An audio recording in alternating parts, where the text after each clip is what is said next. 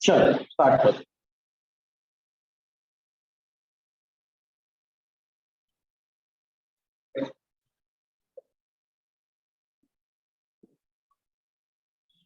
Got it.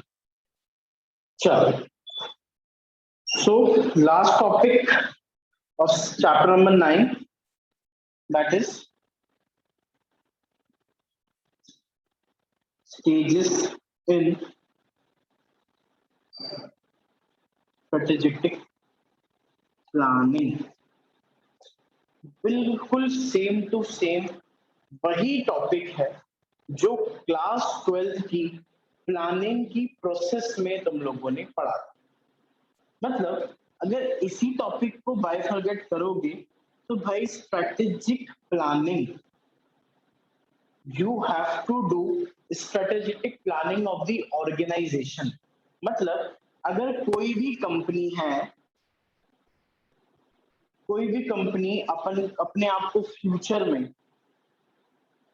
कहाँ देखना चाहती है, उस पूरी चीज के लिए यहाँ पे आपको ऑपरेशंस करने पड़ेंगे। ऑपरेशंस कहाँ कहाँ होंगे? ह्यूमन रिसोर्स में होंगे, फैक्ट्री में होंगे, रिसर्च और डेवलपमेंट में होंगे। तो ये सारी चीजें आपको करना कैसे है, इन चीज की प्लानिंग करनी है हमें। सो कंपनी को फ्यूचर में जहां भी पहुंचना है उसके लिए कंपनी को स्ट्रेटेजिक प्लानिंग बनानी है। तो अपन से ये लोग पूछ रहे हैं कि भाई हमें बताओ, अगर किसी कंपनी को फ्यूचर में यहाँ पहुंचना है तो यहाँ पे पहुंचने के लिए क्या करना पड़ेगा? सर जो भी ऑपरेशंस का सोचा है उसको सक्सेसफुल बनाना पड़ेगा। तो ऑपरेशंस को सक्सेसफुल कैसे बनाया जाए, अपने कॉर्पोरेट की प्लानिंग कैसे करी जाए, तो उसकी स्टेजेस के बारे में बताओ, उसकी प्रोसेस के बारे में हमें बताओ। तो strategic stages in strategic planning यानी कि sir this is the process how a company can make it's plan, make it's strategy, make and how it can implement the plan. So this is the process of planning to implement into action। ठीक है, action तक पहुंचने के लिए sir हमें एक ऐसी planning करनी पड़ेगी जिससे हम अपने गोल्स एंड ऑब्जेक्टिव्स को अचीव कर सकें। तो इसके लिए हमें क्या करना है, एक फुल फ्लेजेड प्लानिंग क्रिएट करनी है। तो इसकी कुछ स्टेजेस हैं। स्टेजेस कुछ भी नहीं है, वही क्लास 12 की स्टेजेस हैं। देखो जैसे स्टेजेस, स्टेज नंबर 1, पहली स्टेज, पहली प्रोसेस,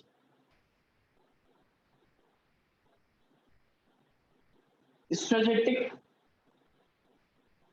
ऑप्शंस जनरेशन। सर सबसे पहली planning strategic option generation. Sir आपको अपने ऑर्गेनाइजेशन की प्लानिंग करनी है। Planning can be of 6 months, 12 months और for a particular project. Planning depend करती है आप किस चीज के लिए कर रहे हो।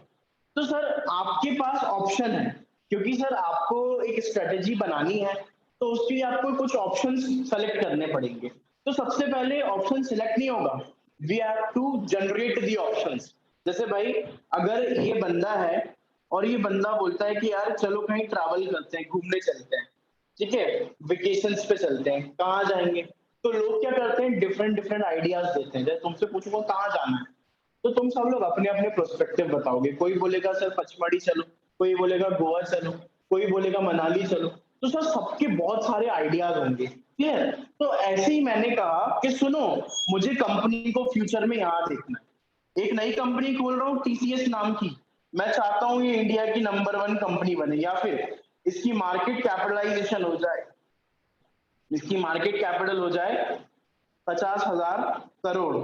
ठीक है, ये मैं चाहता हूं फ्यूचर में। तो इसके लिए चलो स्ट्रेटेजीज बनाते हैं। तो सबसे पहले आप क्या करोगे, ऑप्शन सिलेक्ट करोगे। ये बात तो क्लियर है सर कि मैं एक आईटी कंपनी खोल रहा हूँ टीसीएस नाम की, टाटा कंसल्टेंसी सर्विस। तो मैं आईटी कंपनी खोलूंगा, this should be clear in mind. अब मुझे प्लानिंग करनी है, मुझे एक एक ऑप्शन को कंसिडर करना पड़ेगा कि मुझे किस टाइप का प्रोडक्ट निकालना है, इसमें किस टाइप की क्वालिटी देनी है, किस टाइप का मुझे ह्यूमन रिसोर्स की जरूरत पड़ेगी, इन सभी चीजों की प्लानिंग। तो सबसे पहले आप क्या करोगे, ऑप्शन सिलेक्ट करोगे। या तो देखो बुक में 4 पॉइंट दिए हैं, market penetration, increasing market share, concentration और core competencies acquiring, expansion and mergers. Clear? तो टीसीएस ने जब अपना बिजनेस खोला और उसको जब नंबर 1 कंपनी बनना था इंडिया की, या फिर अपना मार्केट कैपिटलाइजेशन 50,000 करोड़ तक पहुंचाना था, तो उसके लिए उसके पास क्या ऑप्शन है कि सर या तो मुझे अपने मार्केट के शेयर्स बढ़ाने पड़ेंगे, या फिर और या फिर मुझे अपने कोर कॉम्पिटेंस पे फोकस करना पड़ेगा। कोर कॉम्पिटेंस यानी सर, कोर कॉम्पिटेंस यानी जब कभी भी कोई भी कंपनी कोई भी काम करती है, कोई भी ऑपरेशन करती है, तो हर कंपनी की एक स्ट्रेंथ होती है, एक ऐसी कोर कॉम्पिटेंस उसके पास होती है जिससे दूसरा वाला उसको कंपेयर नहीं कर सकता। जैसे भाई अगर आप बात करो एप्पल की, तो Apple is famous for security, तो वो उसकी कोर कॉम्पिटेंस है। तो आइदर एप्पल अपने मार्केट शेयर बढ़ाने में लग जाए या फिर कोर कॉम्पिटेंस पे फोकस करे। अगर मार्केट शेयर बढ़ाने की कोशिश करेगा तो कोर कॉम्पिटेंस तक नहीं पहुंच पाएगा। क्यों? क्योंकि यार अगर मुझे अपने प्रोडक्ट को और बढ़ाना है, मार्केट और बड़ा करना है, तो कहीं ना कहीं मुझे है ना अपने इसको थोड़ा सा सैक्रिफाइस करना पड़ेगा। क्यों? अरे भाई अगर पूरी दुनिया में अपना प्रोडक्ट बेचूंगा और 10 तरीके के प्रोडक्ट बेचूंगा, तो लोग ये पता कर लेंगे इजीली कि इसके प्रोडक्ट में ऐसी सिक्योरिटी है कैसे। तो मुझे कहीं ना कहीं अपने आप को बहुत ज्यादा एक्सपेंड नहीं करना है, लिमिटेड रखना है ना। अब एप्पल कार में भी आ गया, अब कार में भी सिक्योरिटी देने की कोशिश करेगा, शायद लोग पता कर लें उसके बारे में, है ना। इलेक्ट्रॉनिक आइटम, रेफ्रिजरेटर, एसी वगैरह निकाल दे एप्पल, तो यहाँ पे थोड़ी सी प्रॉब्लम है सर, सिक्योरिटी वीक होने लगेगी। क्यों? थाउजेंड्स ऑफ प्रोडक्ट होंगे ना आपके, तो लोग आपका मोबाइल को नहीं देखेंगे फिर। भाई जैसे टाटा है, तो Tata is famous for everything, Tata is famous for everything, सब है उसके पास। टाटा की घड़ी है, टाटा का घड़ी से ले लो, ज्वेलरी है टाटा की मोटर्स है, एलएक्सी, टाटा की होटल्स है, नमक है, डिफरेंट थिंग, है ना। टाटा की मोटर्स है, होटल्स है, टाटा की ताज, तो इतनी सारी चीजें हैं, टाटा तो हर चीज में है। क्या उसका कोर, क्या कोर प्रोडक्ट कौन सा है उसका? कोई नहीं, सारे कोर ही है।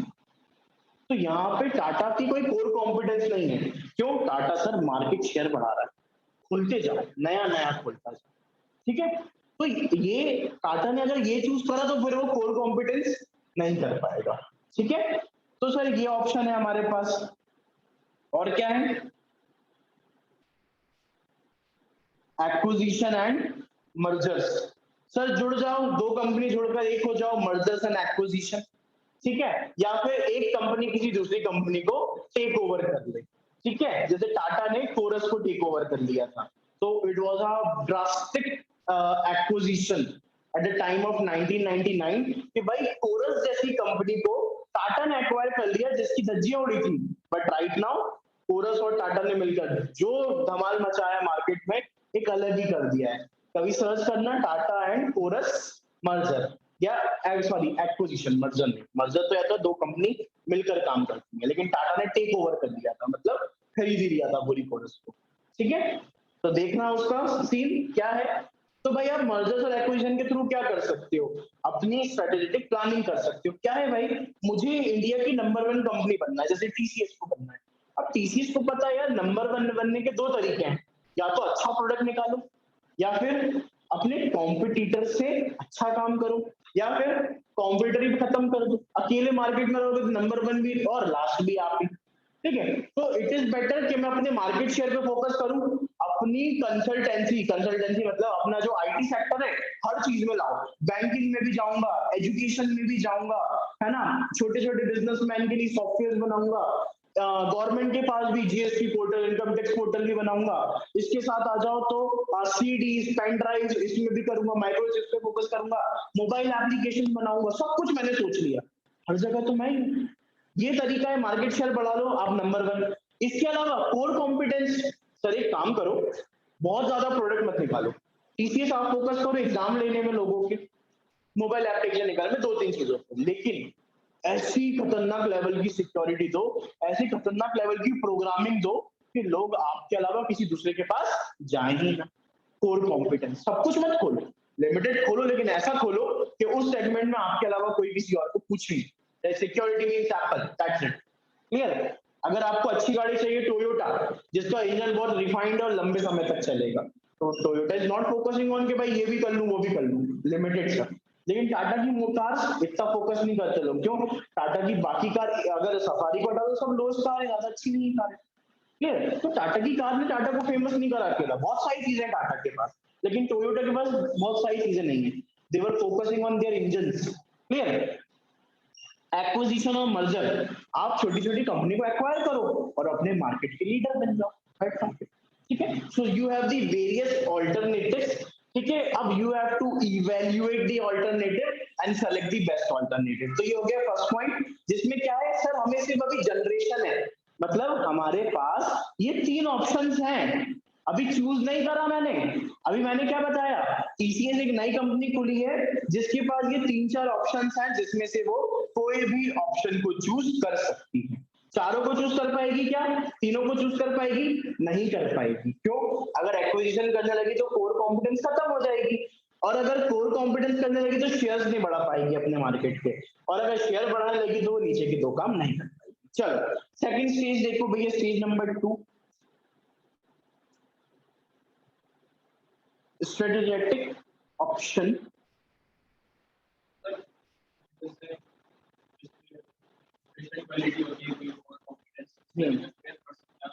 मार्केट शेयर कैसे बढ़ेगा? यू हैव अ लिमिटेड, आपके मार्केट तो लिमिटेड रहेगा ना भाई, आपका प्रोडक्ट दुनिया खरीदेगी, दुनिया के अलावा कौन खरीदेगा? कोई नहीं। तो आपकी मार्केट शेयर एक लिमिट रहेगी, लेकिन आप जो भी नई चीज आ रही है सब निकाल दो, तो आप तो हर मार्केट में हो ना, तो आपका प्रोडक्ट पूरा मार्केट खरीद रहा है, वो भरा गया, नया प्रोडक्ट लॉन्च कर दो, उसको सबने खरीद लिया, फिर नया लॉन्च कर दो। तो टाटा यही कर रहा है, टाटा ये नहीं कर रहा कि भाई मुझे सिर्फ मोटर्स पे ही जाना है तो ये focus on motor, core competence नहीं है, मार्केट लीडर बन रहा है, मार्केट शेयर बढ़ा रहा है अपने, हर जगह टाटा, हर जगह टाटा, जिस सेगमेंट में देखोगे उस सेगमेंट में टाटा, उस सेगमेंट में रिलायंस। क्यों सर? ये लोग एक्सपेंड कर रहे हैं अपना बिजनेस। जैसे आईटीसी सर लिमिटेड है, बहुत सारी जगह नहीं है, लेकिन वो उसी चीज पे फोकस कर रहा है, सिगरेट्स, नए नए तरीके की, नए नए, मार्केट लीडर, मार्केट शेयर का है सिगरेट्स का है, दूसरी जगह आईटीसी आपको दिखेगी। ठीक है, चलो टाटा का वो पोर्टफोलियो मैंने देखा था इंस्टाग्राम पे, खोल रहा था, टाटा हर सेगमेंट में तो है, होटल इंडस्ट्री में टाटा है, डेली कंज्यूमर प्रोडक्ट्स में टाटा है, इलेक्ट्रॉनिक में टाटा है, ठीक है, मोटर्स में, सॉरी कार ऑटोमोबाइल में टाटा है, कौन सा सेगमेंट बचा के रखा है? घड़ी बनाने में, कंज्यूमर प्रोडक्ट में, क्लोथिंग में, हर चीज में तो टाटा है, कहाँ बचा कुछ? तो ये मार्केट शेयर बढ़ाना होता है। कोर कॉम्पिटेंस क्या है टाटा? कुछ नहीं, लोग टाइटन को उससे कंपेयर करते हैं, जो वॉचेस सोनाटा वगैरह की वॉचेस आती हैं, बहुत डिफरेंस नहीं। तो टाटा की टाइटन में कोई कोर कॉम्पिटेंस ही नहीं है, लोग कंपेयर कर रहे हैं, राडो है, राडो की वॉच, कोई जवाब नहीं किसी का। कोर कॉम्पिटेंस क्यों? राडो 10 तरीके की बिजनेस थोड़ी खोल रही है, इसलिए। ठीक है, अब आ जाओ इवैल्यूएशन ऑफ द ऑप्शंस। तो भाई आपके पास कितने ऑप्शन थे? ऊपर अपन ने 3 लिखे है ना, एक और ऑप्शन था इंटरनेशनल मार्केट में घुसने का, ठीक है, वो भी मान लो। सर 4 ऑप्शन है, चारों तो अपन नहीं कर सकते, क्योंकि हमें फोकस एक पे करना है, कल चारों सकते हैं, कोई बड़ी बात नहीं है, लेकिन फिर ऐसा होगा कि आपका एक प्रोडक्ट बहुत ऊपर होगा और बाकी प्रोडक्ट नीचे होंगे। ठीक है, जैसे भाई टीसीएस, टीसीएस का शेयर देखोगे 4000 रुपए का, टाटा का शेयर देखोगे 300 रुपए, टाटा मोटर्स का 300, टाटा पावर का 100 रुपए का शेयर। क्यों सर? वो टीसीएस पे ज्यादा फोकस्ड है, बाकी पे भी है, लेकिन जितना वो लोग टीसीएस पे फोकस है उतना दूसरे पे नहीं है। अगर सब पे होते तो सबके शेयर ऊपर होते। तो अगर आप चाहो कि आप सब कुछ कर लो तो सब कुछ तो नहीं कर पाओगे, इसलिए आपको क्या करना है, जो ऑप्शंस आपके दिमाग में आए थे माइंड में, ये 4, इसमें से आपको क्या करना है, हर ऑप्शन का इवैल्यूएशन करना है, मतलब हर ऑप्शन के एडवांटेजेस क्या हैं ये देखो, हर ऑप्शन के डिसएडवांटेजेस क्या है ये देखो, और ये देखो कि आपके लिए कौन सा ऑप्शन सबसे ज्यादा सूटेबल होगा। इसी के बेसिस पे आप क्या करोगे, फाइनल डिसीजन लोगे कि मुझे किस ऑप्शन को पर्सनली सिलेक्ट करना है। अब सर ये सब कैसे होगा? तो भाई सबसे अच्छा तरीका, हर ऑप्शन का करो SWOT, स्वॉट एनालिसिस, जिससे आपको ये पता चलेगा कि भाई अगर मैं कोर कॉम्पिटेंस पे फोकस करता हूं तो क्या वीकनेस है, क्या थ्रेट्स हैं, क्या अपॉर्चुनिटीज हैं। ठीक है, अगर भाई मैं आईटी में बहुत अच्छा हूं, है ना, टीसीएस आईटी में बहुत अच्छी है, तो उसकी स्ट्रेंथ क्या है सर? बहुत अच्छी सिक्योरिटी देती है, बहुत ज्यादा उसके पास मशीनरीज हैं, बहुत बड़े बड़े एप्लीकेशंस है, बहुत अच्छा ह्यूमन रिसोर्स है, ये उसकी स्ट्रेंथ है। वीकनेसेस क्या है सर? वीकनेस ये है कि सर अभी इसमें स्कोप नहीं है मार्केट में, है ना, या फिर कॉम्पिटिटर ज्यादा अच्छा परफॉर्म कर रहा है, तो ये अभी अपनी वीकनेस है। अपॉर्चुनिटीज में क्या है कि भाई मार्केट में अभी बहुत अच्छी डिमांड है इस चीज की, एजुकेशन इस लाइन में बढ़ रहा है तो मैं जा सकता हूँ। और थ्रेट्स क्या है? कॉम्पिटिटर का डर। तो ये मैंने किसकी निकाली? कोर कॉम्पिटेंस का स्वॉट निकाला। ऐसे ही मार्केट शेयर का भी अपन स्वॉट निकाल सकते हैं। मार्केट शेयर पे फोकस करूंगा, स्ट्रेंथ क्या है? सर बहुत पैसा है, बहुत मशीनरीज है, बहुत प्रॉपर्टी, लगाओ पैसा, स्ट्रेंथ है कंपनी की। वीकनेसेस क्या है? सर मेरा प्रोडक्ट मार्केट में नहीं चल पाएगा, क्यों? ह्यूमन रिसोर्स नहीं है मेरे पास वैसा, ठीक है, मुझे नए लोगों को रिक्रूट करना पड़ेगा, बहुत टाइम लगेगा। अपॉर्चुनिटीज देखूंगा मार्केट शेयर में कि भाई मेरे प्रोडक्ट की अपॉर्चुनिटी बन पाएगी कि नहीं, तो भाई मुझे इसमें देखना पड़ेगा, अगर मैं फार्मास्यूटिकल में जा रहा हूँ तो क्या डिमांड है, अगर मैं स्टील में जा रहा हूँ तो क्या डिमांड है वहां की, क्या इसमें कोई नया कॉम्पिटिटर नहीं है, क्या मैं अच्छी क्वालिटी दे पाऊंगा, क्या मेरी कॉस्ट पर यूनिट कम हो सकती है, अगर हो सकती है तो पैसा लगाओ, अपॉर्चुनिटी है। आखिरी में थ्रेट्स, सर कॉम्पिटिटर का डर है, गवर्नमेंट का डर है, ट्रेड पॉलिसी चेंज हो जाए, लाइसेंसिंग लेनी पड़े, ये सारी चीज। तो ऐसे अपन हर चीज का, अरे अपन अपने खुद का भी क्या निकाल सकते हैं? स्वॉट निकाल सकते हैं, ठीक है। चलो, तो अपन को क्या करना है? इवैल्यूएशन करना है ऑप्शन का। एडवांटेजेस देखो सर, डिसएडवांटेज देखो, और सूटेबल ऑप्शन करो। देखो इवैल्यूएशन का मतलब पता है क्या होता है? छाटना। भाई ऊपर आपके पास 100 टी शर्ट्स रखी होती किसी भी कपड़े की दुकान पे, 100 टी शर्ट में से आप क्या करते हो? कोई 10 टी शर्ट को सिलेक्ट करते हो कि भैया इसको साइड में रख दो। आपको चाहिए 2 या 1, तो फिर 10 में से 8 को अलग करना पड़ता है आपको, तो इसी को इवैल्यूएशन कहते हैं। एडवांटेज और डिसएडवांटेज दोनों देखो, जिसके डिसएडवांटेज कम हो और एडवांटेज ज्यादा हो उसको इधर कर दो और बाकी को रिजेक्ट कर दो। मतलब अच्छे ऑप्शंस को भी रिजेक्ट करना ही इवैल्यूएशन होता है। क्यों? क्योंकि सर अच्छा तो सभी है, तभी तो मैंने 100 में से 10 निकाला ना, अब मुझे उन 10 में से और छटाई करनी पड़ेगी इवैल्यूएशन में, ठीक है। क्यों करनी पड़ेगी सर? थर्ड पॉइंट आपसे कहता है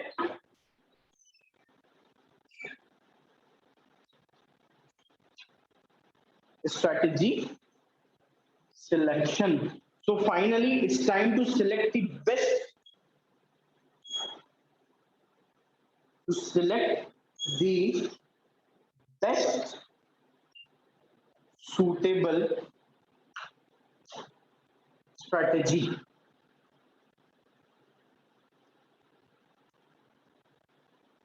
for the organization. तो भाई जब मैंने स्वॉट करा था तब मैंने क्या करा था? जो चीजें ठीक नहीं थी उनको इवैल्यूएट कर दिया था, जो जिसमें ज्यादा डिसएडवांटेजेस थे उनको हटा दिया था, और जिसमें एडवांटेजेस थे उनको रख लिया था।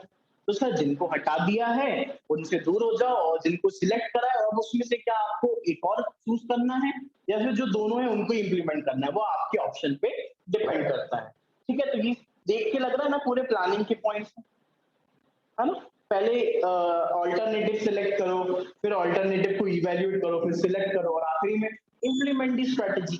तो यही है, देखो भैया क्लियर हो गई तीनों स्टेजेस, ठीक है। सिलेक्ट हो गई ना, अब क्या करोगे? फर्स्ट स्ट्रेटजी को इंप्लीमेंट कर देंगे, ठीक है। तो ये हो गई अपनी प्रोसेस खत्म। अब देखो इन्होंने यहाँ पे दिया है स्टेप्स इन स्ट्रेटेजिक प्लानिंग, तो कुछ नहीं है, जो ऊपर आपने पढ़ा ना उसी को इन लोगों ने थोड़ा अच्छे तरीके से समझाया, ठीक है। देखो सबसे पहला पॉइंट समझो, पहला पॉइंट आपसे कह रहा है आप करो इंटरनल एनालिसिस। कैसे कर सकते हैं बताओ? स्वॉट से होता है इंटरनल एनालिसिस, कौन कौन से पॉइंट से होता है? स्ट्रेंथ और वीकनेस। तो सर इंटरनल एनालिसिस कैसे करूंगा मैं? स्ट्रेंथ से और वीकनेस से, जिससे मुझे अपने ऑर्गेनाइजेशन के अंदर के बारे में पता चलेगा कि मेरे ऑर्गेनाइजेशन की स्ट्रेंथ क्या है और वीकनेस क्या है। मार्केट में नहीं जाऊंगा, मैं पहले अपने अंदर के ऑर्गेनाइजेशन को देखूंगा कि भाई अंदर का माहौल कैसा है, क्या चेंजेस करने हैं। Second point, external analysis. क्या देखूंगा इसमें? ओटी, अपॉर्चुनिटीज और थ्रेट्स। अब यहाँ पे मैं इंटरनली नहीं देखूंगा, मैं यहाँ पे मार्केट में देखूंगा कि भाई मार्केट में ऐसी कौन सी अपॉर्चुनिटीज है जिसको मैं ग्रैब कर सकता हूँ। जैसे भाई टेक्नोलॉजिकल एडवांसमेंट हो गया, आईटी से बोल रहा हूँ, टीसीएस बोलेगा भाई टेक्नोलॉजी में चेंज, टेक्नोलॉजी में चेंज, चलो सबसे पहला हाथ मारो, क्यों? आपके पास ऑलरेडी ऐसे रिसोर्सेज हैं जिससे आप टेक्नोलॉजी एडवांसमेंट कर सकते हो।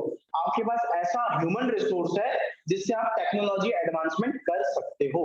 तो आपको अपॉर्चुनिटी फाइंड करनी है। भाई मान लो कोई स्पेक्ट्रम के प्राइसेस कम हो रहे हैं, तो जो कंपनी जैसे टाटा है, टाटा ऑलरेडी टाटा डोकोमो निकाल चुकी है बंद करके। अगर मान लो लाइसेंसिंग फीस कम हो रही है, स्पेक्ट्रम चार्जेस कम होने वाले हैं, काय के होते स्पेक्ट्रम चार्जेस? टेलीकॉम इंडस्ट्री में है ना, जब आप नई सिम निकालते हो, नया टेलीकॉम खरीदते हो, तो भाई स्पेक्ट्रम के चार्जेस कम हो रहे हैं, टाटा घुस सकती है मार्केट में? घुस सकती है। क्यों? सर उसके पास ऑलरेडी सारी मशीन इक्विपमेंट होंगे और एक्सपीरियंस होगा, तो उसको अपॉर्चुनिटी है। ठीक है, कोई नया टाइप का पेंट आ रहा है मार्केट में, ठीक है भाई, लोगों ने नए तरीके का पेंट सोचा, 10 साल में एक बार व्हाइट वॉश करवाओ, बाकी अगर आप हाथ से भी पोछोगे तो सब कुछ साफ हो जाएगा। तो इसमें Indigo Paints, Asian Paint, Nerolac, ये अपना मार्केट में घुस सकती है, अपॉर्चुनिटीज देखते हैं। ठीक है, बस अपॉर्चुनिटी को ध्यान में, प्रेजेंट रिसोर्सेज को ध्यान में रखते हुए अपॉर्चुनिटीज पे जाना है ना। और थ्रेट्स देखते चलो सर, मार्केट में कौन कौन आपके कॉम्पिटिटर है, आपके पास लाइसेंसिंग के लिए पैसा है कि नहीं, और अगर है तो उसके लिए क्या चीजों की रिक्वायरमेंट होती है लाइसेंस देने के लिए, ये सब थ्रेट्स में आते हैं कि भाई ये डर है हमारे, हम घुस सकते हैं मार्केट में लेकिन फिर भी नहीं घुस पा रहे, पैसा कम है सर, मार्केट में एग्जिस्ट नहीं कर पाएंगे। क्यों? अपन ने वो पढ़े थे पोर्टर 5 फोर्सेस मॉडल, उसमें था ना कि सर इतनी कॉस्ट बढ़ा दो, कैपिटल रिक्वायरमेंट इतनी बढ़ा दो कि इंसान आने से पहले ही डर जाए, कि लोगों को इतना पैसा लेके चलना पड़ेगा, इतनी वर्किंग कैपिटल, ठीक है, कॉस्ट पर यूनिट इतनी कम कर दो कि बनाने वाला बना ही नहीं पाए। तो ये थ्रेड्स है सर। चलो अब इसके बाद थर्ड पॉइंट देखोगे तो सर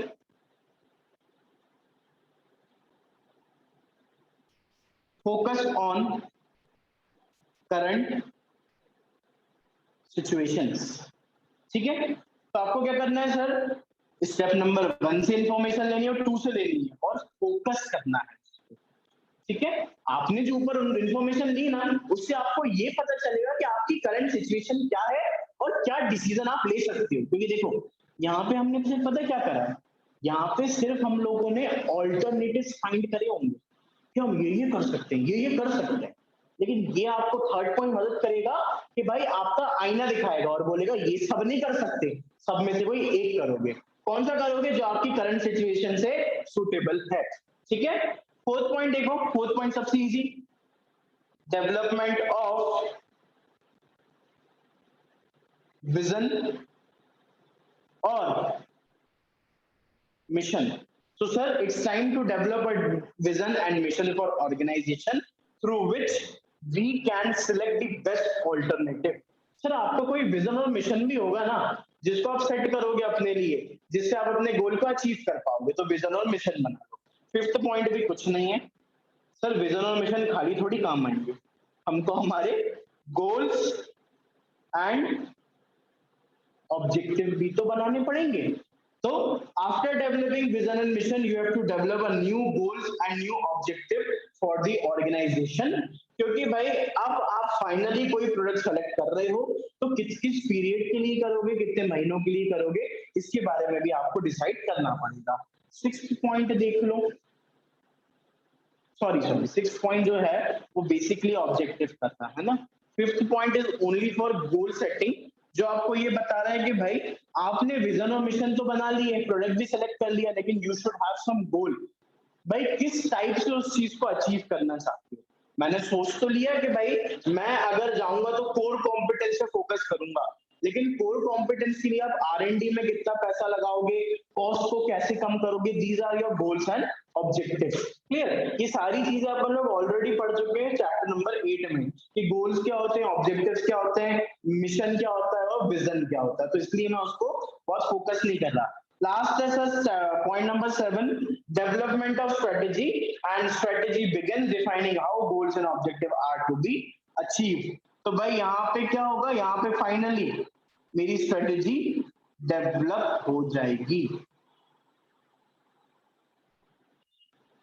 ठीक है, तो यहां तक देखो, यहां तक एक वो प्रोसेस थी जहां पे मैं स्ट्रेटेजी को फॉर्मुलेट कर रहा था और यहाँ पे मेरी स्ट्रेटेजी फाइनली फॉर्मुलेट हो गई। और लास्ट पॉइंट है sir, it's time to implement the strategy and add some plans to your strategy. ठीक है, तो लास्ट पॉइंट में अपन ने कुछ प्लान्स को ऐड ऑन कर दिया। चलो ये हो गए अपने स्टेप्स इन स्ट्रेटेजिक प्लानिंग। चलो अब आओ नेक्स्ट टॉपिक पे। सुनो, approach in strategic planning. Sir planning करनी है ना, करनी है, कैसे करोगे? कौन कौन सी अप्रोचेस होती हैं जिससे इंसान प्लानिंग करता है? तो भाई 3 अप्रोच होती है, टॉप डाउन अप्रोच,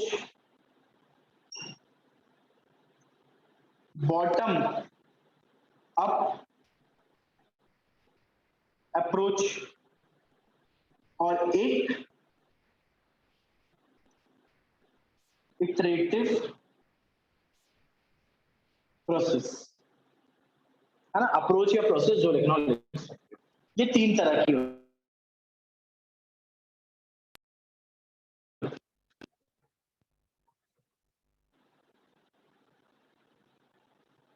चलो, these are the 3 types of process.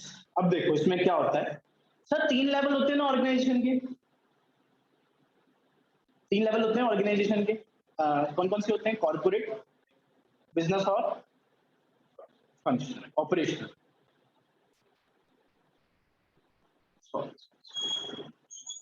COPR लिख दिया मैंने, COR की।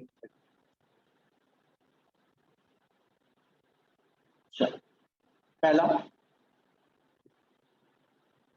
Corporate level. Sir corporate level basically क्या बनाता है? थोड़ा विजन मिशंस बनाता, बिजनेस स्ट्रेटेजी भी वही। कॉर्पोरेट लेवल जो है ना, मतलब टॉप लेवल, अपने मैनेजर्स को, अपने मैनेजर्स या मैनेजर से भी नीचे वाले लोगों को क्या देते हैं? टारगेट्स देते हैं। जैसे ऑपरेशनल लेवल को दे दो अपन, ठीक है। तो ऊपर से नीचे क्या जाती हैं? स्ट्रेटेजी जाती है सर, प्लान जाता है, मिशन जाता है, विजन जाता है। कभी देखा लोअर लेवल वाला कंपनी का विजन बना रहा हो? पॉसिबल ही नहीं है। जो इंसान की कंपनी है वही तो वैसे सपने देखेगा, कंपनी के डायरेक्टर्स ही बनाएंगे, कंपनी के ओनर्स बनाएंगे, ठीक है। तो टॉप डाउन अप्रोच में क्या होता है सर? कोई भी बिजनेस की स्ट्रेटेजी, कोई भी बिजनेस की प्रोसेस ऊपर से नीचे जाती है। मतलब अगर मुझे कोई बिजनेस प्रोसेस बनानी है तो प्रोसेस ऊपर वाला बनाएगा और वो नीचे वाले को उस स्ट्रेटेजी को ऊपर वाला बनाएगा और वो स्ट्रेटेजी नीचे वालों को पास कर देगा कि भाई I have completed this strategy, now it's your turn to implement that particular thing. तो टॉप डाउन में क्या होता है? ऊपर से नीचे सर कोई भी स्ट्रेटेजी आती है जिसमें सर लिख सकते हो manager gives target to lower level. Clear? तो सर जो मैनेजर्स होते हैं टॉप डाउन में लोअर लेवल तक सारी चीजें पहुंचाते हैं। अब आ जाओ बॉटम अप में।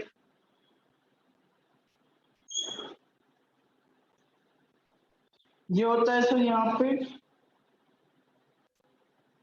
ऑपरेशनल लेवल हो गया, और चाहो तो यहाँ पे बिजनेस लेवल भी लिख सकते हो, दोनों एग्जांपल लिख सकते हो। क्यों? टॉप लेवल के सॉरी कॉर्पोरेट लेवल के नीचे क्या आता है? बिजनेस लेवल आता है और ऑपरेशनल आता है। तो आप दोनों को एग्जांपल में ले सकते हो, ठीक है। मैंने ये ऑपरेशनल लिया है, तुम चाहो तो बिजनेस भी ले सकते हो। ये है कॉर्पोरेट लेवल। उल्टा है सर पूरा, यहाँ पे नीचे से ऊपर जाएंगे, नीचे से ऊपर क्या जाएगा सर? प्लान का सजेशन जाएगा। पोर्टर 5 फोर्सेस मॉडल में क्या होता है? 5 चीजों के बारे में बात करते हैं। कौन अपने राइवल्स हैं, प्रोडक्ट का सब्स्टिट्यूट कौन सा है, क्या बोलते हैं, कस्टमर की बार्गेनिंग पावर, सप्लायर की बार्गेनिंग पावर, राइवरी, है ना, न्यू एंट्रेंट, ये सब चीजें आती हैं। सर ये सब चीजों को देखने का काम टॉप लेवल का थोड़ी होता है, मिडिल लेवल का, मतलब बिजनेस लेवल का। बिजनेस लेवल जो है ना, वो क्या करते हैं सर? हायर अथॉरिटी के पास जाते हैं बजट लेकर, प्लान लेकर और अप्रूव करवाते हैं। जैसे भाई रिलायंस कंपनी के मालिक ने, अंबानी ने कहा कि अपन लोग क्या बनाएंगे, अब सॉफ्टवेयर बिजनेसेस करेंगे, सॉफ्टवेयर बनाएंगे।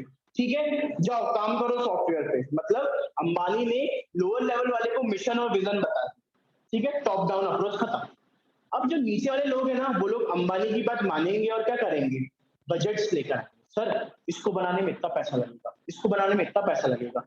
वो बोलेगा तुम्हारे तुम्हारे में पैसा ज्यादा क्यों है, सर कंप्यूटर से अच्छी क्वालिटी बनानी इसलिए। तो ये बात का पता मिडिल लेवल वाला लगा सकता है, बिजनेस वाला। क्यों, सर अंबानी थोड़ी जगह जगह जाके भटकेगा कंपनी में और देखेगा कितनी क्या है, लेकिन मिडिल लेवल वाला फटाफट जाके ये सब काम कर सकता है। तो नीचे से ऊपर क्या जाता है, sir plan suggestion budget approval जाते हैं कि सर ये हम बजट लेकर आए हैं, ये प्लान लेके आए, प्लीज आप अप्रूव कर दो इसको। ये सजेशन लेके आए, अगर आपको सूटेबल लगे तो अप्रूव कर दो। तो बॉटम अप अप्रोच से कैसे कोई भी प्लान बनता है कि सर जो ऑपरेशनल या बिजनेस लेवल वाले लोग होते हैं वो ऊपर की तरफ क्या लेके जाते हैं, प्लान पॉलिसीज लेकर जाते हैं, जो कि ऊपर वाले लोग अप्रूव करते हैं। ठीक है, तो अल्टीमेटली प्लान बनाया किसने, मिडिल लेवल ने, सिर्फ ऊपर वाले ने उसको अप्रूव किया। और सर ये इंटरेटिव, तो यहाँ पे क्या होता है, both top down plus bottom up approach are followed. Sir ये वो स्टेज है यहाँ जहां पे टॉप डाउन अप्रोच भी as well as bottom up approach भी फॉलो होती है। Clear, so in this stage we have to follow both top down approach and bottom up approach. Clear, चलें आगे, दिख लिया। चलो अब आ जाओ एसएम और स्ट्रेटेजिक प्लानिंग की डिफरेंस क्या है, तो ऐसा कोई डिफरेंस नहीं, सुन लो। पहला पॉइंट देखो, ये लोग स्ट्रेटेजिक मैनेजमेंट में रिजल्ट पे फोकस करते हैं और प्लानिंग में डिसीजन पे फोकस करते हैं। भाई प्लान क्यों बनाते हो, ताकि एक डिसीजन हो जाए। लेकिन स्ट्रेटेजिक मैनेजमेंट क्या होता है, सर स्ट्रेटेजिक मैनेजमेंट जो है ना वो एक बहुत वाइडर टर्म है, और स्ट्रेटेजिक प्लानिंग जो है ना वो उसका एक छोटा सा हिस्सा है। मतलब अगर ये मेरा स्ट्रेटेजिक मैनेजमेंट है तो इसमें छोटा सा होगा स्ट्रेटेजिक प्लान। क्यों, प्लानिंग से मुझे क्या मिलता है, एक डिसीजन मिलता है, और एसएम से क्या मिलता है, रिजल्ट, कि प्रॉफिट होगा कि लॉस होगा। और यहाँ पे क्या मिलता है, सिर्फ सर प्लान क्या कैसे इम्प्लीमेंट कर, तो एक छोटा सा हिस्सा है। ठीक है, सेकंड पॉइंट देखो, the it is a management by result, it is a management by plan. Sir यहाँ पे आप लोग क्या करते हो, प्लान का मैनेजमेंट करते हो। सेकंड वाला पॉइंट क्या है, क्या प्लान का मैनेजमेंट कर रहे हो, और एसएम में आप रिजल्ट का मैनेजमेंट कर रहे हो। आपको ये रिजल्ट चाहिए, तो इसके लिए आपको सिर्फ प्लान नहीं बनाना पड़ेगा, इंप्लीमेंट भी करना पड़ेगा। तो ये इंप्लीमेंटेशन किसका पार्ट है, एसएम का। लेकिन प्लान में क्या होता है, सिर्फ प्लान बनाना है सर, इंप्लीमेंट तो कोई और करेगा। ओके, थर्ड पॉइंट देखो, SM is a action process. Sir strategic management में एक्शंस होते हैं, काम तो बात तो हो गई, अब बात को इंप्लीमेंट भी करना है। तो एक्शन मतलब इंप्लीमेंटिंग, डायरेक्शन देना। ठीक है, यहाँ पे आप लोगों को सिर्फ प्लान नहीं बताओगे, प्लान को अचीव करवाने में भी उनकी मदद करोगे। मतलब you are going to implement your strategy in SM. लेकिन स्ट्रेटेजिक प्लान में क्या होता है, सिर्फ एनालिटिकल प्रोसेस होती है सर। यहाँ पे सिर्फ हमारा सोचने का काम है, चीजों को एनालाइज करना है। यहाँ पे हमें काम नहीं करना, काम तो प्लानिंग के बाद होता है। पहले स्ट्रेटेजी फॉर्मुलेट होती है, फिर इंप्लीमेंट होती है। तो चाहो तो ये भी लिख सकते हो कि भाई स्ट्रेटेजिक प्लानिंग क्या है, सिर्फ स्ट्रेटेजी फॉर्मुलेशन, और स्ट्रेटेजिक मैनेजमेंट क्या है, फॉर्मुलेशन प्लस इंप्लीमेंटेशन है। क्लियर, चलो नेक्स्ट पॉइंट देखो, it broadness focus includes psychological, sociological and political variables, और प्लान में business, economical and technological barriers. तुम लोगों ने ये सारे पढ़े हैं पेस्टल फ्रेमवर्क। पेस्टल फ्रेमवर्क में देखोगे तो एसएम जो है ना वो किस पे फोकस करता है, सोशियोलॉजिकल, साइकोलॉजिकल और पॉलिटिकल। और प्लानिंग जो होती है वो बिजनेस, इकोनॉमिक्स और टेक्नोलॉजिकल पे फोकस करती है। मतलब आप जब प्लानिंग करते हो ना तो आप सोसाइटी के बारे में नहीं सोचते, आप सिर्फ ये सोचते हो कि बेस्ट चीज कैसे बनाएंगे। जब आप प्लानिंग करते हो तब आप ये सोचते हो कि भाई हमारे पास कितना पैसा है और इस चीज को बनाने में कितना लगेगा। जब आप प्लानिंग करते हो तो आप ये देखते हो हमारे पास current technology, current resources, current machineries कैसी है। लेकिन जब आप बात करोगे एसएम की, स्ट्रेटेजिक मैनेजमेंट की, तो सर सिर्फ वहां पे सोचना नहीं है, करना भी है। तो करते टाइम आपको सोशल फैक्टर्स पे भी ध्यान देना पड़ेगा। आपने प्लानिंग करते टाइम तो सोच लिया कि ये प्रोडक्ट बनाऊंगा, लेकिन सोशल फैक्टर में ये भी देखो कितना पॉल्यूशन होगा, गवर्नमेंट बनाने देगी, पॉलिटिकल में कोई दिक्कत तो नहीं होगी, लाइसेंसिंग मिल जाएगी, कोई दिक्कत तो नहीं है। ये सारे फैक्टर्स को भी कंसिडर करना पड़ेगा। मतलब पेस्टल फ्रेमवर्क के जो 3 पॉइंट्स पड़े थे, भाई प्लानिंग करते टाइम अपन लोग बजट के बारे में सोचते हैं, प्लानिंग करते टाइम अपन लोग अपने बिजनेस के बारे में सोचते हैं, टेक्नोलॉजी के बारे में सोचते हैं। ये थोड़ी सोचेंगे प्लानिंग करते टाइम कि यार अगर मैं ये बनाऊंगा तो उससे उसको दिक्कत होगी, नहीं। ये मैं तब सोचूंगा जब मुझे इम्प्लीमेंटेशन करना होगा उसका, जब मुझे काम करना होगा। मतलब सीधी बात है, जो चीज एसएम में आ गई ना, सॉरी जो चीज प्लानिंग में आई वो एसएम में तो आनी ही आनी है। तो यहाँ पे प्लानिंग में आप बेसिकली 3 चीजें ही सोचोगे, लेकिन जब बात होगी पूरे ऑर्गेनाइजेशन की, तो बाकी के पॉइंट्स को भी कंसिडर करना पड़ेगा, लोगों को भी तो सोचना पड़ेगा। ऐसा लास्ट पॉइंट है स्ट्रेटेजिक प्लानिंग में, it is about choosing the things to do, it is about choosing the things to do and also about people who will do them. तो सर प्लानिंग में आप सोचते हो कि करना क्या है, और एसएम में सोचते हो करना तो है, और करना कैसे है, किसके थ्रू करवाना है।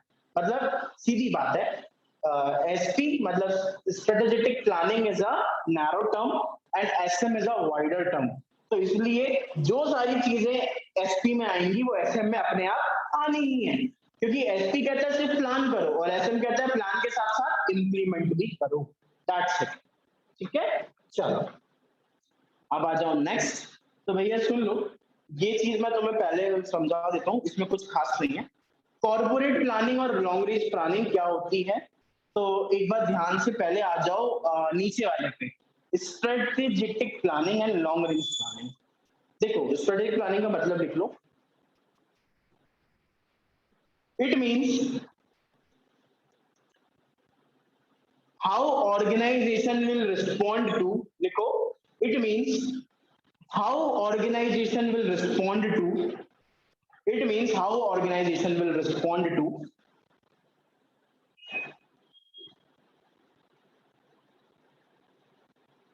will respond to known and unknown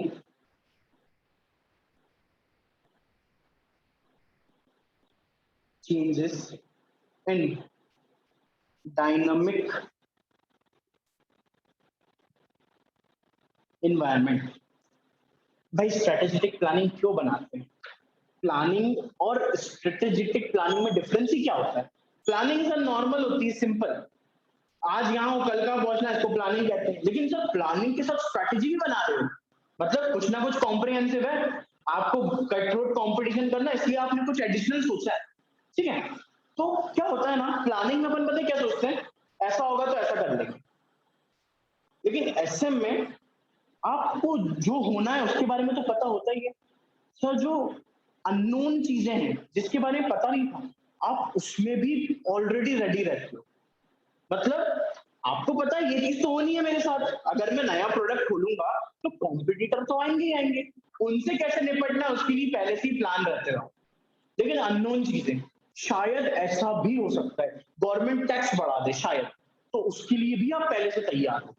इसको कहते हैं स्ट्रेटेजिक प्लानिंग, कि भाई जिस चीज के बारे में पता है उस चीज के तो हर इंसान रेडी होगा ना यार। भाई बारिश हो सकती है कि नोन ट्रेंड है, ऐसा हो सकता है, रेडी है। अननोन ट्रेंड्स, एकदम से लॉकडाउन लग जाए, ये अननोन है, ऐसा कभी कोई नहीं सोचेगा। मैं सोचूंगा कि बारिश होगी, सोचूंगा ये तो नोन है क्योंकि बारिश कभी भी हो सकती है, लेकिन लॉकडाउन कभी भी लग सकता है क्या, नहीं। अब ऐसा हो सकता है, लेकिन 2019 से पहले किसी ने नहीं सोचा होगा अगर लॉकडाउन लग गया तो क्या स्ट्रेटेजी हो, अगर ऐसा हो गया तो क्या स्ट्रेटेजी। तो अननोन चीजों के लिए भी आप रेडी रहो, अननोन चीजें के लिए भी आप तैयार रहो, मतलब उसको रिस्पॉन्ड कर पाओ बेसिकली। तो उसको कहते हैं स्ट्रेटेजिक प्लानिंग। मतलब सर आप you should be proactive as well as reactive, ये सब स्ट्रेटेजिक प्लानिंग। ठीक है, अब सुनो लॉन्ग रेंज प्लानिंग भी लिखो। Strategic long range planning, it is current knowledge about future situations.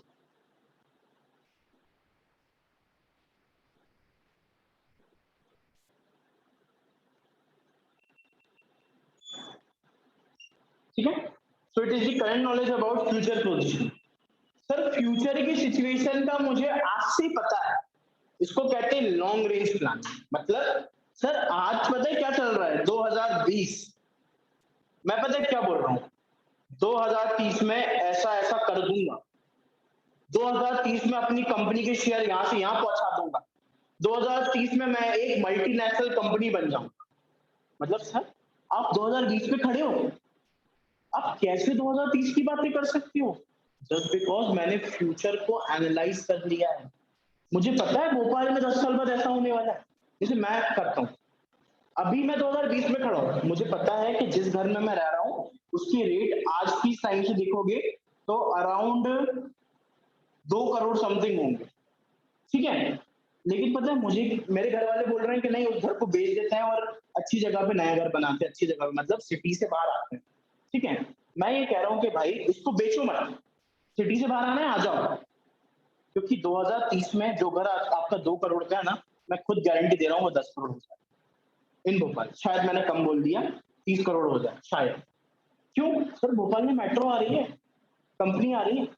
जिस घर का आज आपको किराया, जैसे हमारे घर में किराया आता है 20,000 रुपए रेंट आता है टोटल, ये रेंट आज से 10 साल बाद 50,000 पार होने वाला है, ये मुझे सर मुझे आज के टाइम में आज के दिन ही फ्यूचर का नॉलेज है, फ्यूचर की सिचुएशन का नॉलेज है। क्यों सर? क्योंकि मैं बहुत लंबी प्लानिंग करके बैठा हूं, इसको ही तो क्या कहते हैं लॉन्ग रेंज प्लानिंग। तो लॉन्ग रेंज प्लानिंग यानी कि सर आप करंट में ही फ्यूचर सिचुएशन के बारे में आपको सब पता है, सब पता नहीं है ऐसा मैं अज्यूम करता हूँ। इस चीज का नॉलेज मुझे फ्यूचर में ऐसा हो सकता है। क्यों? कुछ बेसिस से ही बात कर रहा हूँ कि हवा में उड़ के बात कर रहा हूँ, कुछ बेसिस है। तो जिस इंसान के पास कुछ बेसिस होते हैं जिससे वो अपनी कंपनी की 10 साल की प्लानिंग कर लेता है पूरे, कि अभी ऐसा करो फिर ऐसा करेंगे फिर ऐसा करेंगे, इसको कहते हैं लॉन्ग रेंज प्लान। ठीक है, तो करंट टाइम में ही आपको फ्यूचर की सिचुएशन का नॉलेज हो जाए उसको क्या कहते हैं लॉन्ग रेंज प्लान। क्लियर? 5 साल या 5 साल से लंबी प्लानिंग होती है।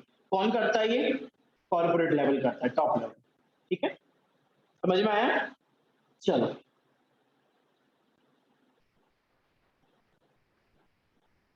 कॉर्पोरेट प्लानिंग में लिख लो, corporate plans are framed by, सबसे ऊपर वाला है ना कॉर्पोरेट प्लानिंग में, कॉर्पोरेट, रुको मैं लिख के देता हूं,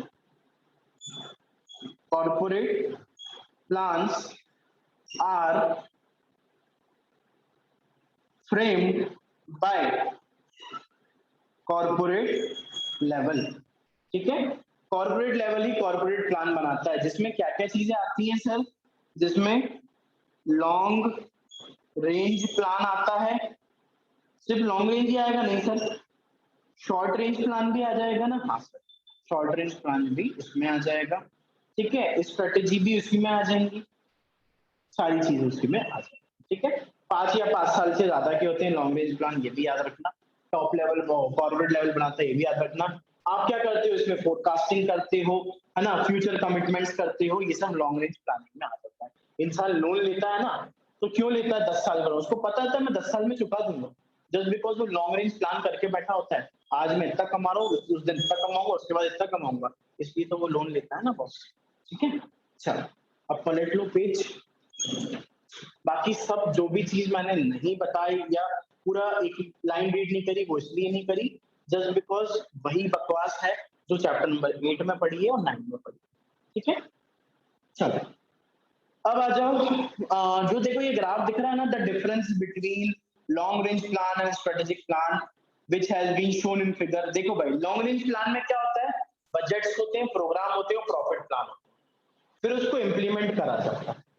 मतलब सर लॉन्ग रेंज प्लान पहली सबसे पहली चीज देखो, एक चीज पे फोकस करना, forecast.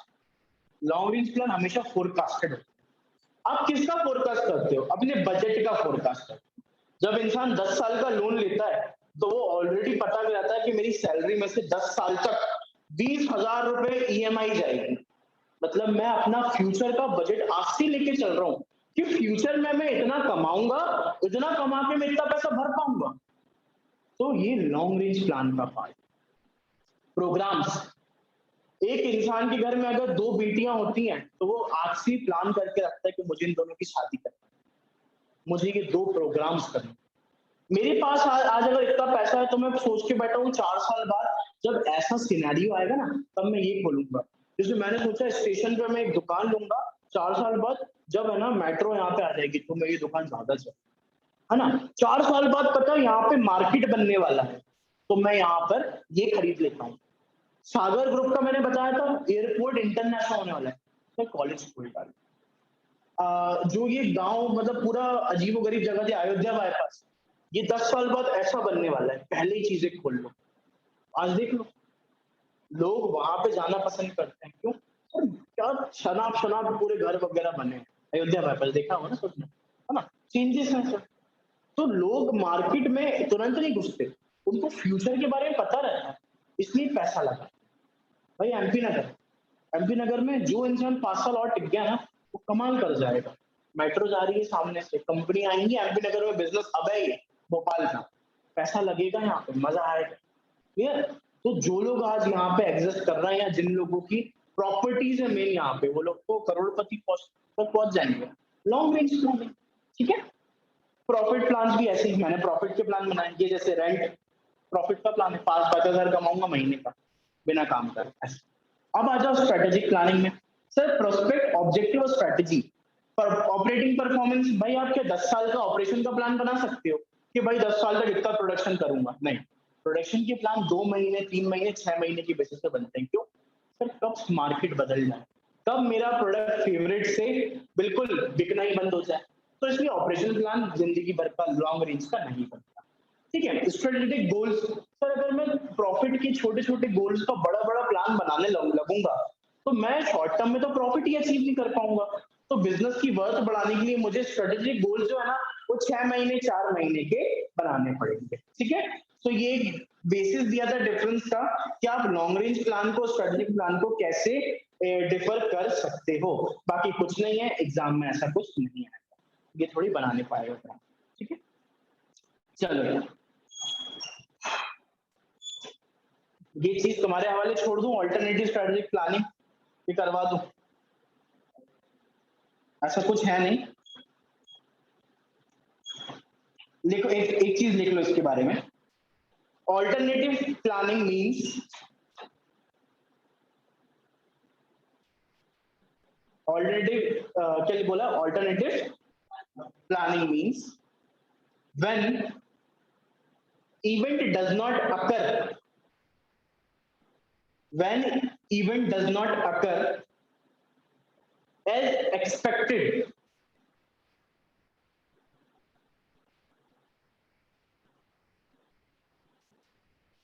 then we have to follow contingency plans.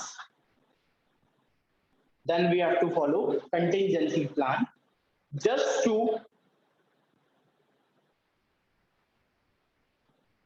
to minimize unfavorable events.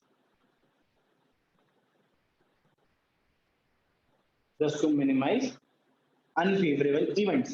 सुन लो, ठीक है, बस एक ओवरव्यू देके जा रहा हूँ, ये तुम लोग कर लेना। सर क्या होता है ना, एक दिक्कत, जैसा हम लोग सोचते हैं ऐसा थोड़ी कि हर चीज वैसी होगी। जैसे पता है क्या होता है, दिवाली आई थी, जैसे हम लोग अपना ही बता, दिवाली आई थी, लास्ट ईयर की दिवाली थी, ठीक है। हम लोग गए थे दिवाली के टाइम दिल्ली गए थे और अराउंड 15 लाख रुपए का माल खरीद के लाए थे, मतलब 15 लाख के कपड़े शॉप पे हमारी स्टेशन पे, तो 15 लाख का माल खरीद के लाए थे कपड़ों का दिवाली के लिए।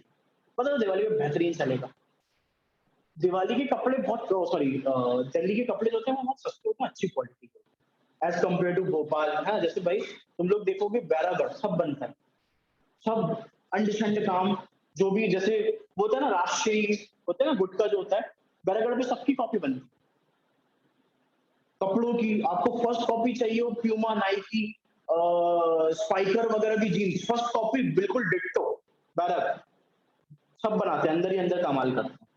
यूनिटी अच्छी, यूनिटी अच्छी है। अभी हिंदुज में ऐसा कोई करे ना तो एक का इंसान दूसरे को बता, वहां ऐसा नहीं है, वहां पे लोग एक दूसरे से कट थ्रोट नहीं है, ये बात खासियत है। चलो, तो भाई दिल्ली में हम लोग 15 लाख का माल लेकर आए, क्या सोचा था सर? 15 लाख का माल कम से कम 50 से 80 लाख रुपए का बिके, कम से कम। तो ये कपड़ों में सीधा सीधा 60 से 80% का मार्जिन, 95% मार्जिन मान के चलो। अरे भाई 50 रुपए की चीज 1000 रुपए तक में बेची है, ठीक है, 100 लिख दिया, 1000 तक में बेची, लिटरली बेची है, मजाक नहीं कर, मतलब ऐसी कपड़े जो जिसकी वैल्यू 50 रुपए वो 1000 तक में बेची। जीन्स लेकर आए थे 120 रुपए की, 1500 में जीन्स बेची, मतलब मैंने नहीं बेची, जो मैंने वहां पे काम करते हैं हम लोग, तो बहुत खतरनाक शॉट्स मारते हैं वो। तो ये हमारा प्लान था सर, लेकिन सर कोरोना ने मार्केट को इतना गंदी तरीके से डाउन करा ना, माल प्रॉफिट हुआ, लेकिन जो 50 का सोचा था ना, वो 30 से 35 पर रुक गया। मतलब सर दिल्ली जाने का ऐसा कोई खास फायदा नहीं, भोपाल से माल खरीद के भी कमाते तो 30 तो कमाई, दिल्ली जाके भी 35 कमाए तो कोई मजा नहीं है। जस्ट बिकॉज कोरोना ने मार्केट चेंज कर दिया, लोग इन्वेस्ट करने को रेडी, खर्च करने को रेडी, इतना नहीं है कि भाई हजार हजार रुपए के कपड़े पहन रहे। अगर कोई लोकल शॉप पे जा रहा है तो 600 700 की जा रहा है, हजार तक लोग जा ही नहीं रहे, लोग हजार सुन के ही बोल रहे हैं कि नहीं नहीं रहने दो, बहुत कम लोग खरीदे। क्लियर? तो यहाँ पे जो आपका प्लान था ना, वो फेल हो गया, तो इसलिए यहाँ पे हमें यूज करना पड़ा कंटिजेंसी प्लान, कि सर माल तो बेचना है, माल तो खत्म करना है, दिवाली के बाद कौन खरीदेगा कुर्ते वगैरह टी शर्ट, ये सब चीजें अच्छे से, तो इट इज बेटर कि स्किल लगाओ कंटिजेंसी प्लान, क्योंकि आपके साथ जो कंडीशन है वो थोड़ी सी अनफेवरेबल। क्लियर? तो अनफेवरेबल कंडीशंस को मीट करने के लिए एक इंसान क्या बनाता है? कंटिजेंसी प्लान बनाता है, जिससे उसकी अनफेवरेबल कंडीशन खत्म हो जाती है। तो इसको कहते हैं ऑल्टरनेटिव इन स्ट्रेटेजिक प्लानिंग। जब आपकी स्ट्रेटेजिक प्लानिंग फेल हो जाती है तब आप किसका यूज करते हो? Alternative planning. मतलब सर वो प्लानिंग जो आपने बना के तैयार रखी थी कि प्लान नंबर ए फेल हुआ तो प्लान नंबर बी का यूज करूंगा, इसके अलावा प्लान नंबर बी भी फेल हुआ तो सर कंटिजेंसी प्लान का यूज करूंगा, जब मेरी धज्जियां उड़ जाएंगी तब भी मेरे पास कोई ना कोई प्लान होगा ही होगा। तो that is called contingency plan. Clear? अब इसमें तुम्हें क्या एक चीज पढ़नी है जो इंपॉर्टेंट है, स्टेप्स इन कंटिजेंसी प्लानिंग, सबसे इंपॉर्टेंट वही चीज है, और कुछ भी नया नहीं मिलेगा तुम्हें, ठीक है? जिसमें देखो तुम्हें बता देता हूं, identify beneficial and unfavourable events. आपको सबसे पहले बेनिफिशियल चीजें क्या है वो पता करो, और कौन कौन सी अनफेवरेबल चीजें आपके साथ हो सकती हैं, होंगी नहीं, हो सकती हैं, इनको पता करो। इसके बाद specified trigger points calculate about the contingency event likely to occur. Sir beneficial है तो कोई दिक्कत है क्या? बेनिफिशियल इवेंट से कोई दिक्कत है? अच्छी बात है कि बुरी बात है? बेनिफिशियल इवेंट्स अच्छी बात है सर, आ जाए कोई बड़ी बात नहीं है, लेकिन सर जो अनफेवरेबल इवेंट्स हैं उसके लिए आपको क्या करना पड़ेगा? प्रॉपर काउंटिंग करनी पड़ेगी कि कितने अनफेवरेबल इवेंट्स हैं और उसके लिए मुझे क्या क्या चीजें को रेडी करना पड़ेगा। सेकंड पॉइंट कह रहा है सर, आपने ये तो पता कर लिया ना अनफेवरेबल इवेंट्स हैं, अब कैलकुलेट करो अनफेवरेबल इवेंट आपके पास कब कब आने वाले हैं, कब कब आपके साथ ऐसा होने वाला है। Third point, assess the impact of each contingent event. Sir जो कंटिजेंट इवेंट, जो गलत चीज आपके साथ होने वाली थी ना, उससे आपको क्या इम्पैक्ट पड़ेगा, मतलब जो आपके साथ गलत होने वाला है उससे आपकी कंपनी के टुवर्ड्स क्या नेगेटिव चीजें होने वाली है, इसके बारे में भी पता करो। फिर सर दिक्कतें पता हो गई, 1 2 3 में आपने क्या करे? दिक्कतें पता करी, प्रॉब्लम्स आइडेंटिफाई करी। अब right now you have to develop a contingency plan. Finally अब आप क्या करोगे? कंटिजेंसी प्लान को बना दोगे, ठीक है? फिफ्थ पॉइंट क्या है? Assess the counter impact of each plan. Sir plan का इंपैक्ट क्या होगा उस अनफेवरेबल कंडीशन पे, इसके बारे में भी आपको पहले से ही पता लगाना है। तो ऐसा हुआ कंटिजेंसी प्लान बना दिया और जितना लॉस मुझे ना अनफेवरेबल इवेंट में नहीं हो रहा था, कंटिजेंसी प्लान की वजह से उससे ज्यादा हो गया, तो इसलिए मुझे क्या करना पड़ेगा? ये भी पता करना पड़ेगा फिफ्थ पॉइंट में कि कंटिजेंसी प्लान से मुझे क्या क्या इंपैक्ट पड़ सकता है, फायदा भी क्या है और शायद कुछ नुकसान भी हो। Six point, determine early warning signals, the key for contingent event. Sir जो भी वार्निंग सिग्नल्स आपको मिल रहे हैं ना आज से ही, उसको आइडेंटिफाई करते हुए चलो। जैसे है ना, पहले लॉकडाउन के बाद लोगों को रोज वो लोग पता करते थे यार लॉकडाउन तो ही लग रहा, उसके हिसाब से माल मंगवाओ, उतना ही माल मंगवाता था इंसान कि अगर लॉकडाउन लग गया तो घर पे पहनेंगे कपड़े, घर पे बनाएंगे खाने का आइटम, क्योंकि लॉकडाउन जिस दिन लगा था पता है क्या हुआ था? उस दिन है ना मिठाई जो थी ना, मैं घर में 5 किलो मिठाई लेकर आया था, कितने रुपए की? 200 रुपए की 5 किलो मिठाई। वो बोल रहा था भाई खराब हो जाएगी, अब आज के बाद दुकान तो खुलेगी नहीं, जितनी ले जानी ले जाओ आप। उतने बेचने के लिए 200 रुपए तो सब ले जाओ, सब नहीं ले जाओगे क्या करूंगा, 5 किलो दे दे भाई तो खूब मिठाई ये वो, तो बहुत सारी चीजें बहुत कम रेट्स पे मिली थी। क्यों सर? मार्केट नहीं था। और हाँ, जो रिक्वायरमेंट वाली चीज थी तो उसके तो आसमान ऊपर थे, है ना। लेकिन भाई देखो सीधी बात है, वो सामने वाला भी रिस्क लेके बिजनेस कर रहा है, तुम तो घर में सेफ हो, वो तो बेच रहा है ना। तो अगर 70-40 वाली 60 में मिल रही है तो 20 रुपए उसकी है, उस कॉस्ट का है। अगर वो अफेक्ट हो गया, उसकी फैमिली अफेक्ट हो गई, तो 20 रुपए वो अपनी उसमें भी तो लगाएगा ना। तो सही है, वो भी गलत नहीं था। तो अगर इमरजेंसी में आपकी मदद ही कर रहा है ना अल्टीमेट, तो सही है। ठीक है। Last point, for contingent event with reliable early warning signal develop advance plan action. So finally आपको वार्निंग सिग्नल को देखते हुए भी क्या करना है, कुछ एडवांस प्लान बनाना। कंटिजेंसी प्लान आप ऑलरेडी बना चुके हो, but for some warning signals, मतलब कोई सिग्नल्स मिलेंगे आपको, आपको पता चलेगा कल ऐसा होने वाला है, कल मार्केट बंद है, हड़ताल है, तो भाई जो डेली यूज प्रोडक्ट बनाते हैं वो क्या करेंगे, बनाएंगे नहीं, ज्यादा स्टॉक नहीं बनाएंगे, आज के आज ही रुक जाएंगे। तो मैं क्या एडवांस प्लान बना सकता हूँ वार्निंग सिग्नल्स के लिए, दैट्स इट। बेनिफिट्स तुम्हारे हवाले, और ये जो पैराग्राफ बचे हैं वो भी तुम्हारे। नेक्स्ट क्लास से मैं चैप्टर नंबर 10 स्टार्ट करूंगा, लेकिन हाँ ये पढ़ के आना, नहीं पढ़े तो बताना, तो मैं ये पढ़ाऊंगा। ठीक है। छोड़ इसलिए रहा हूँ क्योंकि मेरा टारगेट था कि मुझे खत्म करवाना है, और हाँ सिर्फ एक पेज छोड़ा है, तो फाइनली इतना तो कर सकते हो यार एटलीस्ट, है ना। चलो, थैंक यू सो मच, कल मिलते हैं, परसों।